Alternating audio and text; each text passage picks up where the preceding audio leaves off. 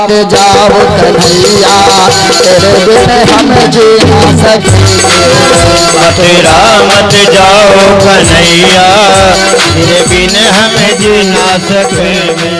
मथुरा मत जाओ कन्हैया, तेरे बिन हम जी ना सकेंगे। मथुरा मत जाओ आवाज बढ़ाइए भैया। तेरे बिन हम जी ना सकेंगे। तेरे बिन हम जी ना सकेंगे। तेरे बिन हम जी ना सकेंगे। मथुरा मत जाओ कन्हैया, तेरे बिन हम जी ना सकेंगे। मथुरा मत जाओ कन्हैया, तेरे हम जी ना सकेंगे। अरे ताली बजाओ, भगवान का जन्म होने जा रहा है। बोलो मथुरा धाम की।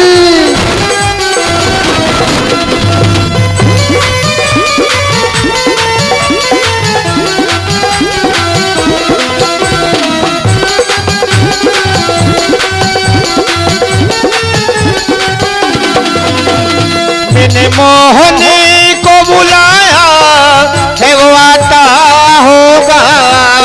मैंने मोहन को बुलाया है वो आता होगा। मैंने मोहन को बुलाया है वो आता होगा। मैंने मोहन को बुलाया है वो आता होगा। वो आता होगा, वो आता होगा, वो आता होगा, वो आता होगा। और तुम भी आना, भी आना, मेरे घर आज तमाशा होगा। तुम भी आना, मेरे घर आज तमाशा होगा। ताली बजाओ, बोलो मथुरा धाम की।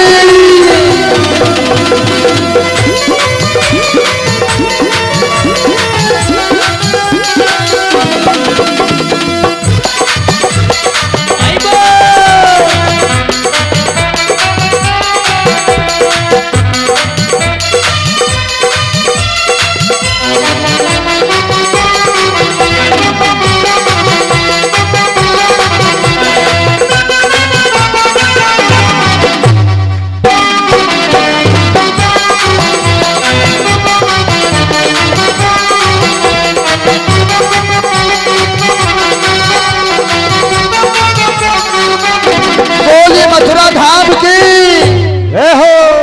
अरे बैठ जा मैया, मथुरा के लिए जयकारा। शादी हुई, साधु संतों को निमंत्रण दिया गया। साधु संत एक भी नहीं आए कंस के यहाँ भोजन करने। क्यों?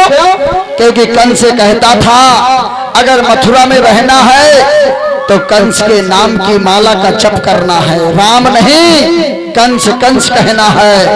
साधु संतों ने कहा झोंका हिमालय को हिला सकता नहीं, कंस तुम्हारा डर है पर हम अपने राम को भुला सकते नहीं। हम नहीं खाना खाएंगे, हम नहीं पानी पिएंगे। कंस ने कहा मैं जेल के अंदर डलवा दूंगा। साधु संतों ने कहा डलवा दे। अब जेल के अंदर डलवा दिया, पानी भी नहीं दे रहा, हाहाकार मचा है। भगवान ने कहा मुझे अवतार लेके जाना पड़ेगा। इतना बड़ा अत्याचार मेरे भक्तों के ऊपर मैं सहन नहीं कर सकता। कंस के बात गलत लग गई, आज सबको जेल के अंदर डलवा दिया। आज कंस के पिता को पता चला उग्रसेन को कि मेरा पुत्र साधु संतों को परेशान करता है। तो जैसे उग्रसेन ने अपने पुत्र को समझाया तो अपने पिता को भी जेल के अंदर डलवा दिया। कंस इतना बड़ा पापी हो गया कि अपने पिता को भी नहीं छोड़ा और पिता का मुकुट स्वयं लगा करके राजा बन के बैठ गया। परंतु जब देवकी विदा होने लगी तो देवकी ने एक बात कहा था कि भैया कुछ भी हो मैं विदाई, मेरी विदाई तभी होगी जब मेरे पिता मेरे सामने आएंगे। याद रखना जब बेटी विदा होती है तो सबसे बड़ा दुख पिता को होता है। जब बेटी विदा होती है तो सबसे बड़ा दुख पिता को होता है, माँ को नहीं होता। ये माँ, यही माँ अंदर वाले कमरे से अपनी बेटी को धक्का मारती हुई बाहर हजार बारातियों के बीच में लाके छोड़ेगी। चल बाहर, चल बाहर। अंदर से धक्का मारते मारते लाएगी कौन? माँ, मौसी, चाची, आंटी, बंटी, घंटी, सहेली। ये अंदर वाले कमरे से धक्का मारते मारते बेटी को बाहर लाएंगे, 1000 बारातियों के सामने छोड़ देंगे। तो उससे बने तो बना लेना, ना बने तो तू जान, तेरा काम जाने। अगर बेटी गाड़ी में नहीं बैठती तो 2-4 लोग पकड़ के जबरदस्ती गाड़ी के अंदर बैठा देंगे, गाड़ी का लॉक कर देंगे, ले जा। परंतु उस समय पिता नहीं रहता, उस समय पिता नहीं रहता। अपनी बेटी की जुदाई, अपनी बेटी की विदाई पिता नहीं देखता। अगर समझदार बेटी है तो पिता को बुलाती है, मेरे पापा को बुला दो। चारों तरफ देखती है, मेरा पापा कहाँ, मेरा पापा कहाँ, मेरा पापा कहाँ। उस समय पापा नहीं दिखाई देता, कहीं दूर बेचारा खड़ा रहता है, क्योंकि अपने बेटी के आंसू नहीं देख पाता और दूर कहीं छिप करके रोता है, छिपे छिपे रो रहा, छिपे छिपे रो रहा कि मुझे कोई दूसरा व्यक्ति ना देख पाए। एक बेटी के प्रेम में इतना रो रहा, पागल है क्या? छिपे छिपे बेचारा रो रहा। लोगों ने पता लगाया तो पता चला उस कमरे में बंद पड़े रो रहा है अपनी बेटी के प्रेम में। अरे वाह, 4 लोग उठा करके लाए पिता को, रोता हुआ, तड़पता हुआ, आवाज मारता हुआ आज चला रहा है, आंसू नहीं थम रहे। बेटी ने देखा मेरा पिता रोता हुआ चला रहा, पछाड़ खा के पिता के ऊपर गिर गई। पिताश्री, आज मैं तुम्हारा घर छोड़ करके मैं सदा सदा के लिए जा रही हूँ। अपने जैसे बनाऊंगी, अपने जैसे सेवा करूंगी, अपने जैसे मेहनत करूंगी, अपने जैसे कार्य करूंगी। फिर भी अगर मेरा काम ससुराल वालों को पसंद नहीं है, पिताश्री फोन करते रहना, मेरा हाल खबर लेते रहना, क्योंकि दहेज लोभियों का कोई भरोसा नहीं है। पिताश्री, तुमने कोई कमी नहीं किया दहेज देने में, तुमने कोई कमी नहीं किया, परंतु उनको कमी एहसास हो रही है। उनका पेट नहीं भरा जा रहा, उनका धन से उनकी इच्छाएं नहीं पूर्ण हो रही। ये दहेज लोभी क्या पता हमें मार दे। पिताश्री फोन करते रहना, पिताश्री 2-4 दिन में आ जाना, मैं जा रही हूँ। आज बेटी रो रो करके घर छोड़ के जा रही, पिता को नहीं छोड़ती थी, पिता भी रो रहा, बेटी भी रो रही। उस समय 2-4 लोगों ने बेटी का हाथ छुड़वाया और बेटी को उठा करके पिता से दूर करके और बेटी को जबरदस्ती गाड़ी में भर करके विदा कर दिया। चली गई बेचारी, चली गई बेचारी। ये समय था, ताली बजाओ भैया, तुम्हारा फोटो खींच रहा। जो बेटी समझदार होती है और जो बेटी समझदार नहीं होती, जिस बेटी के संस्कार नहीं है, जिसको तुमने संस्कार नहीं दिया, वो तो 4 पहिया की गाड़ी में बैठ करके मम्मी बाय, पापा बाय, मैं जा रही हूँ, बम्बई जा रही घूमने, समुंदर देखने।